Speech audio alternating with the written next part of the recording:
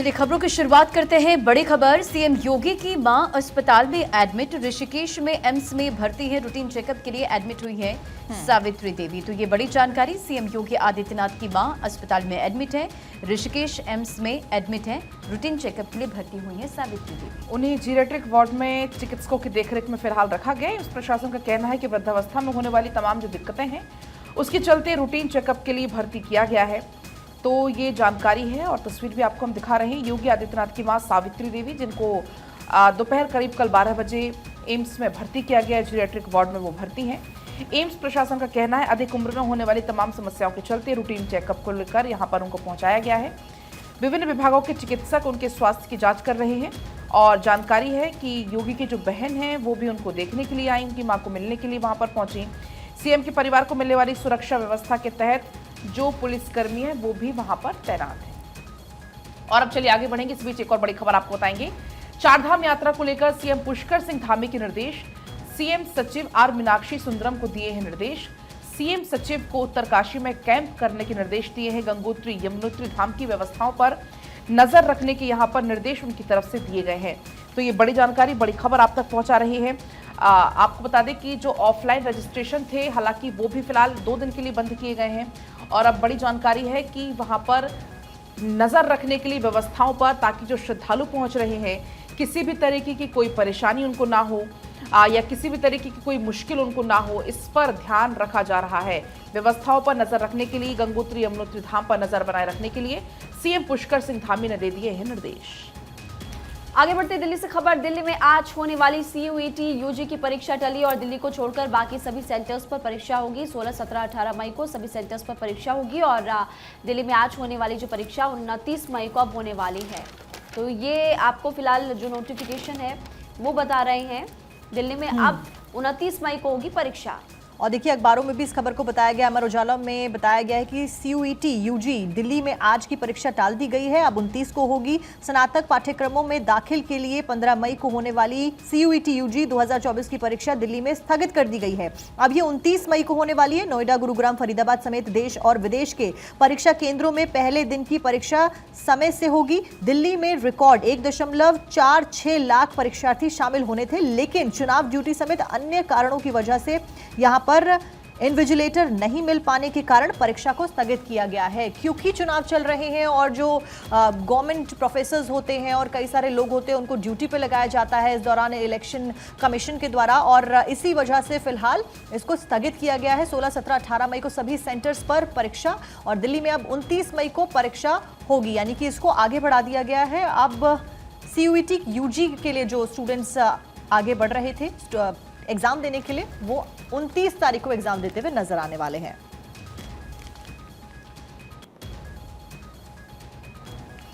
बढ़ते हैं आगे खबरों में। इलेक्शन कमीशन के बड़े नेताओं से अपील सामने आई है। अच्छे उदाहरण सेट करें, इलेक्शन कमीशन ने कहा है। इलेक्शन कमीशन ने कहा कि भाषणों से समाज गलत मैसेज ना जाए समाज में। इस बीच 425 में से 400 शिकायतें निपटाई गई हैं। देखिए इलेक्शन कमीशन बहुत ज्यादा स्ट्रिक्ट नजर आ रहा है। कई सारे ऑफिसर्स भी अपॉइंट किए गए हैं जो कि लगातार एक्शन लेते हुए नजर आ रहे हैं। किसी भी तरीके की बयानबाजी अगर गलत की जाती है तो अकाउंट्स के ऊपर एक्शन लिया जा रहा है, उनके ऊपर, नेताओं के ऊपर भी एक्शन लिया जा रहा है। ऐसे में एक सलाह दी गई है, आप कहिए इलेक्शन कमीशन के द्वारा बड़े नेताओं से अपील की गई है कि आप अच्छे उदाहरण सेट करें, क्योंकि समाज आपको फॉलो करता है। ऐसे में आप जो उदाहरण सेट करेंगे समाज उसी को फॉलो करेगा। बढ़ते खबरों में आगे और देखिए 5वें चरण के चुनाव से पहले यूपी से एक बड़ी खबर सामने आई है। जौनपुर से पूर्व सांसद धनंजय सिंह ने बीजेपी प्रत्याशी कृपा शंकर सिंह को समर्थन देने का ऐलान कर दिया है। धनंजय सिंह ने कहा कि समर्थकों के कहने पर यह फैसला लिया गया है। आपको बताते चले कि इससे पहले जौनपुर से बीएसपी ने धनंजय सिंह की पत्नी को टिकट दिया था, लेकिन बाद में टिकट काट दिया गया, जिसके बाद जेल से रिहा हुए धनंजय सिंह ने ये बड़ा ऐलान कर दिया। तो ये बड़ी जानकारी सामने आई है। 5वें चरण के चुनाव से पहले यूपी से ये बड़ी खबर सामने आई, जहां जौनपुर से पूर्व सांसद धनंजय सिंह ने बीजेपी प्रत्याशी कृपा शंकर सिंह को समर्थन देने का ऐलान और रंजना, बड़ी बात यह कि धनंजय सिंह की पॉपुलैरिटी काफी ज्यादा है और इस वजह से उनकी जीत को लेकर काफी सारी बातें कही जा रही थी। मौजूदा वक्त की बात की जाए तो श्याम यादव जौनपुर से मौजूदा सांसद है और वो बसपा से ही जीते थे। ऐसे में जब धनंजय सिंह और उनकी पत्नी को जब टिकट मिलता है धनंजय सिंह की, तो ये कहा जा रहा था कि जीत सुनिश्चित है। लोग काफी ये चर्चा करते हुए नजर आए। इस बीच जब धनंजय सिंह की पत्नी ने अपना जो जो सांसदी का प्रत्याशी के तौर पर वापस वो ले लिया, उसके बाद जब वो बीजेपी को समर्थन की बात कहती हैं तो बीजेपी कृपाशंकर काफी स्ट्रांग पोजीशन में नजर आते हैं ऐसे में। और अब चलिए आगे बढ़ते हैं। इंडी गठबंधन की साझा रैली में शामिल हुए राहुल गांधी और अखिलेश यादव। झांसी में जनसभा को किया संबोधित। प्रदीप जैन के लिए वोट मांगे तो दो लड़कों की जोड़ी एक बार फिर नजर आई और यहां पर प्रदीप जैन के लिए वोट मांगते हुए ये दोनों नजर आए। आज झांसी की तस्वीर आपकी टीवी स्क्रीन पर है, जहां पर जनसभा को संबोधित करते हुए नजर आ रहे हैं अखिलेश यादव और मंच पर राहुल गांधी भी मौजूद थे। तो दो लड़कों की जोड़ी एक बार फिर से आज साझा रैली में नजर आई।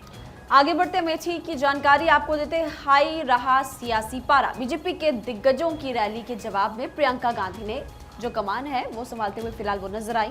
उनकी सरकार और मशीनरी लेकिन जनता हमारी है, ये बात प्रियंका गांधी ने फिलहाल कही। एक तरफ अमेठी में हम देख रहे हैं सियासी पारा लगातार बढ़ता जा रहा है। स्मृति ईरानी लगातार जीत के हुंकार भरते हुए नजर आ रही हैं और जब राहुल गांधी वहां से चुनाव नहीं लड़ रहे तो एक बार फिर से कांग्रेस पार्टी पर निशाना साधा। लेकिन कांग्रेस पार्टी की बात करें तो कमान खुद यहां पर प्रियंका गांधी संभालते हुए नजर आई और कहा कि सरकार और मशीनरी भले ही उनकी हो लेकिन ये जनता हमारी है और जनता हमारा ही साथ देते हुए नजर आएगी। बढ़ते हैं आगे, खबर हरियाणा से। हरियाणा में केजरीवाल का चुनावी अभियान शुरू हो चुका है। कुरुक्षेत्र में रोड शो करके आम आदमी पार्टी प्रत्याशी के समर्थन में अरविंद केजरीवाल वोट मांगते हुए नजर आए। तस्वीरें भी आपकी स्क्रीन पर। इस दौरान जनता से आशीर्वाद लेते हुए भी वो नजर आए और देखिए वो तस्वीरें भी आप देख रहे हैं जब आम आदमी पार्टी के संयोजक अरविंद केजरीवाल यहाँ पर जनता के साथ में बातचीत करते हुए, वार्तालाप करते हुए नजर आ रहे हैं और अपने प्रत्याशी के समर्थन में यहाँ पर वोटों की अपील करते हुए नजर आ रहे हैं। तो कुल मिलाकर हरियाणा में यहाँ पर चुनावी अभियान जो है अरविंद केजरीवाल का वो शुरू होता हुआ फिलहाल नजर आ गया है। और इस बीच अमर उजाला में यह भी बताया गया कि कांग्रेस के समर्थन में केजरीवाल आज रोड शो करने वाले हैं। मुख्यमंत्री केजरीवाल गठबंधन के 3 उम्मीदवारों के समर्थन में रोड शो करेंगे। तो कुल मिलाकर पूरी तरीके से रंजना एक्शन में आम आदमी पार्टी भी आने लगी है अब। बिल्कुल, तो देखिए हरियाणा में केजरीवाल का चुनावी अभियान शुरू है और आप प्रत्याशी के समर्थन में वोट की अपील और तस्वीरें देखिए किस तरह से एक्शन मोड में नजर आ रहे हैं। जनता से आशीर्वाद भी लेते हुए नजर आए पलक। चलिए और इसी बीच एक और बड़ी खबर आपको बताएंगे। न्यूज़पेपर्स का अगर हम जिक्र करें, गाजा में भारतीय यूएन कर्मी की मौत की खबर है जो कि न्यूज़पेपर्स की बात करें तो फ्रंट पेज पर ये दी गई है। राफा में सोमवार को हमले में पूर्व भारतीय कर्नल वैभव अनिल काले की मौत हो गई, ये जानकारी मिली है। इसमें वो 2 महीने पहले ही संयुक्त राष्ट्र में सुरक्षा समन्वय अधिकारी नियुक्त किए गए थे। माना जा रहा है कि संयुक्त राष्ट्र के किसी अंतर्राष्ट्रीय कर्मी की मौत का ये पहला मामला ऐसा होगा। तो ये बड़ी जानकारी इसमें निकलकर सामने आई है। और अब आगे बढ़ेंगे, एक और बड़ी खबर आपको इस बीच बताएंगे। रंजना, पश्चिम बंगाल की सीएम ममता बनर्जी का ये बड़ा दावा है, लोकसभा चुनाव की हवा बदल चुकी है। इंडिया ब्लॉक के 315 से ज्यादा सीटें उसको मिलेगी, ये उनकी तरफ से बड़ा दावा किया गया है। तो लगातार चुनाव प्रचार प्रसार का दौर जारी और ऐसे में ममता बनर्जी चुनाव प्रसार करती हुई बड़ा दावा करती हुई नजर आई। उन्होंने कहा इंडिया ब्लॉक को 315 से ज्यादा सीटें मिलने वाली है। तो हर पार्टी अपनी जीत को लेकर पूरे तरीके से आश्वस्त इस चुनाव में नजर आ रही है। आगे बढ़ते दिल्ली के अस्पतालों को धमकी भरा ईमेल आया। 4 सरकारी अस्पतालों में बम रखने की सूचना। जीटीबी अस्पताल, दादा देव अस्पताल को धमकी मिली और हेडगेवर अस्पताल और इसके अलावा दीपचंद बंधु अस्पताल को भी धमकी मिली। दैनिक भास्कर में बताया गया है। हालांकि हर अखबार में अलग अलग आंकड़े हैं। दैनिक भास्कर में 7 आंकड़ा बताया गया कि दिल्ली के 7 और अस्पतालों और इसके अलावा तिहाड़ जेल को मंगलवार को ईमेल के जरिए बम से उड़ाने की धमकी मिली। इन सभी जगहों पर पुलिस, दमकल कर्मी, बम निरोधक दस्ते, डॉग स्क्वाड की टीमों ने मौके पर पहुंचकर जांच पड़ताल की, लेकिन वहां पर कुछ नहीं मिला। Delhi fire service chief Atul Garg ने बताया कि सुबह 10:45 पर दीपचंद बंधु अस्पताल से पहली कॉल आई, दूसरी कॉल 10:55 पे आई, यानी कि ठीक 10 मिनट बाद दादा देव अस्पताल, फिर तीसरी कॉल 11:01, यानी कि 5-5, 10-10 मिनट का अंतर था जितनी भी अस्पतालों में मेल्स फिलहाल गई है। हालांकि इससे पहले आपने स्कूलों से खबर देखी थी, उस वक्त तो बहुत हड़कंप मच गया था दिल्ली एनसीआर में, लेकिन अब की बार शांति से प्रशासन अपनी कार्रवाई करता हुआ नजर आया। हालांकि सिर्फ और सिर्फ अफवाही थी, जो मेल था सिर्फ डराने की कोशिश की गई थी। पिछली बार की तरह ही ऐसा कुछ भी इन अस्पतालों में और तिहाड़ जेल में नहीं मिला। तो देखिए पहले बेंगलुरु, फिर उसके बाद दिल्ली एनसीआर, फिर राजस्थान के जयपुर में भी ऐसी खबर सामने आती है और अब एक बार फिर से यहाँ पर दिल्ली में अस्पतालों में धमकी भरे मेल की खबर सामने आती है। बात कर लेते हैं राजस्थान से आ रही खबर की। राजस्थान में खदान में फंसे लोगों के ऊपर एक और अपडेट आया है। रेस्क्यू टीम ने 3 लोगों को बाहर निकाल लिया है। 11 लोगों के फंसे होने की अभी भी खबर मिल रही है। दरअसल HCL की खदान में 14 लोगों के फंसे होने की जानकारी मिली। 14 अधिकारी यहाँ पर खदान में फंस गए थे। लिफ्ट टूटने की वजह से सभी अधिकारी खदान में फंस जाते हैं। लिफ्ट की चेन टूटने की वजह से बड़ा हादसा हो जाता है। दरअसल ये हादसा कल होता है और इसी वजह से अखबारों में भी एक खबर मौजूद है। अमर उजाला के फ्रंट पेज पर बताया गया है कि लिफ्ट गिरी और खदान में यहां पर हिंदुस्तान कॉपर के 14 अफसर फंस गए। यहां पर बताया गया है कि जयपुर से एक खबर, सार्वजनिक क्षेत्रों में कंपनी हिंदुस्तान कॉपर लिमिटेड की सतर्कता टीम के 14 अधिकारी और सदस्य लिफ्ट में गिरने की वजह से यहां पर कोलिहान खदान में फंस गए और इस बीच 3 लोगों को बाहर रेस्क्यू करके निकाल लिया गया है। डॉक्टर्स का इस बीच क्या कुछ कहना है, आपको वो सुनवा देते हैं। पहले पैरों में फ्रैक्चर है, किसी के हाथ में फ्रैक्चर है, बाकी सब सेफ है। सब सेफ है, बिल्कुल सेफ है, कोई दिक्कत नहीं है। छोटे कितने लोगों को आई है? छोटे तो लगभग से ही है, 14 लोग हैं। 14 लोगों को लगभग से है, 3 लोगों को नहीं है, लगभग लोगों को चोट है। गंभीर चोटें, गंभीर पैरों में फ्रैक्चर है, पैरों में सबकी फ्रैक्चर है। पैरों में फ्रैक्चर है सबके, बाकी सब सेफ है।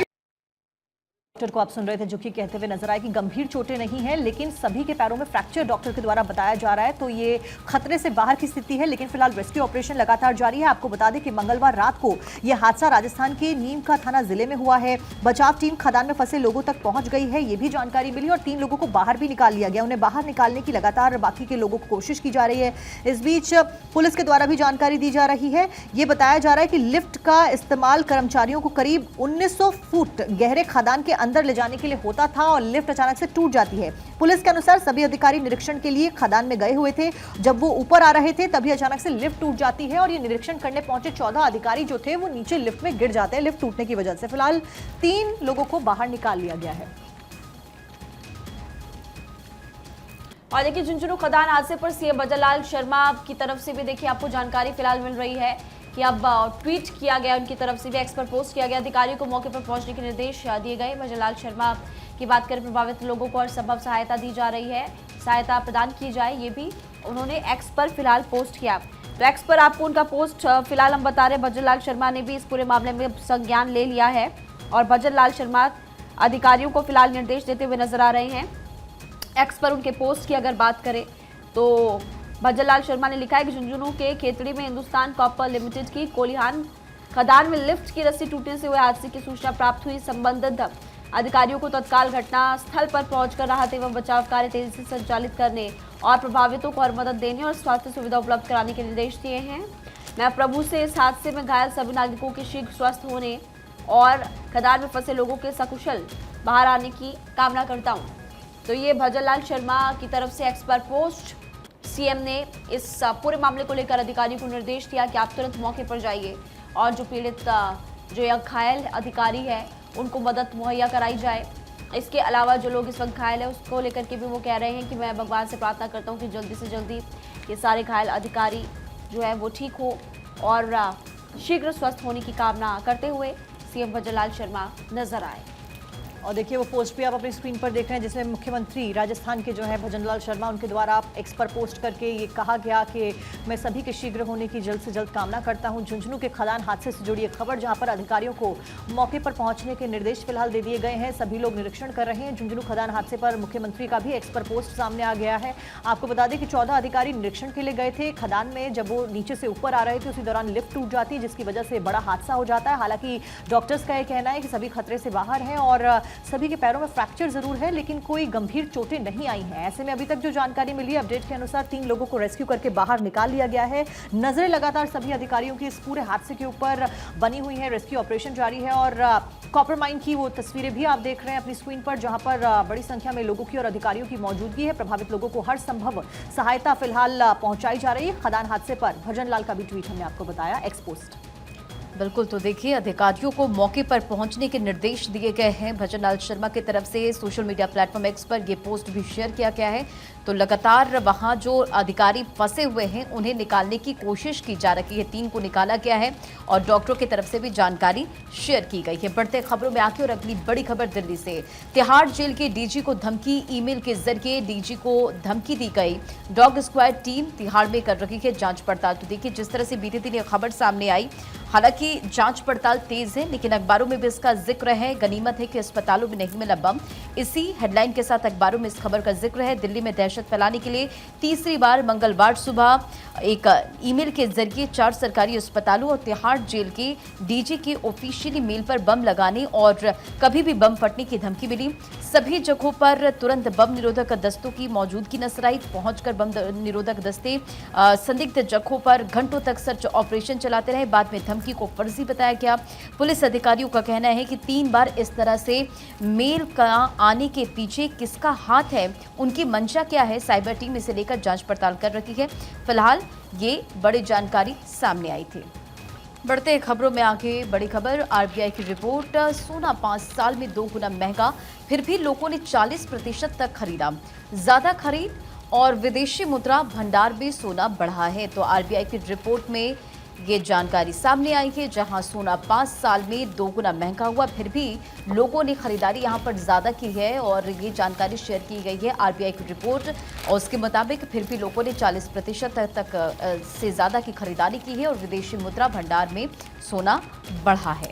अच्छा, दैनिक भास्कर में फिलहाल इस खबर को लेकर जानकारी दी गई। रंजना, प्रॉपर ग्राफ है। 2019 में 35,220 रुपए था सोना, फिर उसके बाद आंकड़ा बताया 20 में 48 के पार पहुंचा, 21 में 48 भी था और इसके अलावा 2022 की बात करें तो 52,000, फिर 23 में एकदम से बहुत ज्यादा बढ़ गया 65 और अभी 2024 की बात करें तो सोने की कीमत यहाँ पर प्रति 10 ग्राम के हिसाब से 72,200 है। और इसलिए बढ़ते जा रहे सोने के भाव। नंबर 1 युद्ध, रूस Ukraine, Israel Hamas, Israel Iran में तनाव, मौद्रिक नीति की वजह से भी बढ़ रहा है। फेड द्वारा ब्याज में कटौती की उम्मीद का असर है और बड़ी खरीद, दुनिया के केंद्रीय बैंक बड़े पैमाने पर सोना खरीद रहे हैं। ये 3 बड़ी वजह बताई जा रही है कि सोना। और इस बीच कई सारी अहम खबरें भी अखबार में मौजूद है। आपको बता दें कि व्हाइट हाउस में बजी सारे जहां से अच्छा हिंदुस्तान हमारा की धुन, जो कि गौरवान्वित करने वाली तस्वीरें सामने है और उसकी चर्चा अब की जा रही है।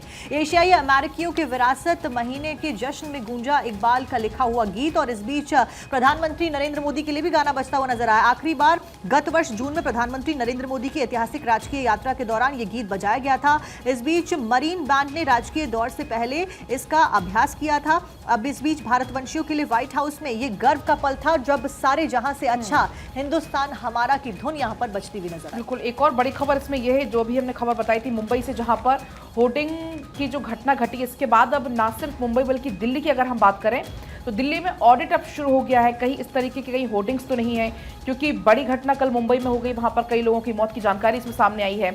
अगर हम बात करें दिल्ली की तो दिल्ली में 1100 स्थानों पर नगर निगम को अब आवंटित कर दिए गए हैं, जहां पर विज्ञापन लगाने के लिए वो जगह आवंटित है। इसमें विज्ञापन धारकों को विज्ञापन लगाने की अनुमति दी जाएगी। बाकी जगह पर जहां जहां विज्ञापन है उनको हटा दिया जाएगा या फिर जहां के होर्डिंग्स उनको हटा दिया जाएगा। तो अब ऑडिट ये शुरू हो गया है। पालम स्टेशन में 92 किलोमीटर प्रति घंटे की रफ्तार से हवा चलने की सूचना भी दर्ज हुई थी। तब रात को 10 बजे से लेकर लगभग आधे घंटे तक हवा चली थी। अब उसके बाद अब दिल्ली में कई पेड़ उस दौरान गिरे थे, कई टहनियां गिर गई थी। उसके बाद मुंबई में हादसा होता है। तो जब मुंबई में हादसा हुआ तो अब दिल्ली में भी ऑडिट इसको लेकर शुरू हो चुका है। नियम के अनुसार निगम यूनिपोल में बड़े विज्ञापन वाली जगहों पर विज्ञापन धारकों से संरचनात्मक स्थिरता प्रमाण पत्र प्रदान किया जाना इसमें जरूरी है। जहां जहां प्रमाण पत्र होगा वहां वहां आप होर्डिंग्स लगा पाएंगे। अब आगे बढ़ेंगे। ताकतवर सौर तूफान ने पृथ्वी पर डाला असर, इसरो ने कहा आने वाले दिनों में फिर दिख सकती है हलचल। पृथ्वी पर आया भूचुंबकीय तूफान, ये इसरो की तरफ से कहा गया। तो ये बड़ी जानकारी है। ताकतवर सौर तूफान जिसने कि पृथ्वी पर असर डाला और ये इसरो की तरफ से भी कहा गया। इसरो ने इसको लेकर साफ साफ जानकारी दी है कि फिर से एक बार हलचल देखने को मिल सकती है। आने वाले कुछ दिनों में पृथ्वी पर भूचुंबकीय तूफान आए, इसरो ने यह साफ किया है। आगे बढ़ते चुनावी पर्यटन ट्रैवल सर्च में 104% तक इजाफा। लोकसभा चुनाव में ट्रैवल 27% तक बढ़ा है। तो चुनावी पर्यटन ट्रैवल सर्च में इजाफा देखने को मिला। अखबारों में इसकी भी जानकारी दी गई है। एक रिपोर्ट सामने आई जिसके मुताबिक लोकसभा चुनाव में ट्रैवल 27% तक बढ़ते हुए नजर आया। लोकसभा चुनाव में ट्रैवल जो है वो बढ़ा है। बढ़ते हैं आगे। अब बात कर लेते हैं आज की फैक्ट फाइल की। टीएन शेषन की जयंती है आज। फैक्ट फाइल में उन्हीं के बारे में बताएंगे। आपको बता दें कि तिरुनेलई नारायण अय्यर शेषन भारत के 10वें मुख्य चुनाव आयुक्त थे। आज उनकी जयंती है। मद्रास के क्रिश्चियन कॉलेज से ग्रेजुएशन उन्होंने की। 1990 से 96 तक मुख्य चुनाव आयुक्त के रूप में कार्यरत वो रहे। साल 1997 में आपको बता दें टीएन शेषन ने राष्ट्रपति का चुनाव लड़ा था। उन्होंने भारत के भूत एवं भविष्य नामक पुस्तक भी लिखी थी और आज उनकी जयंती के अवसर पर यहाँ पर उनको याद किया जा रहा है।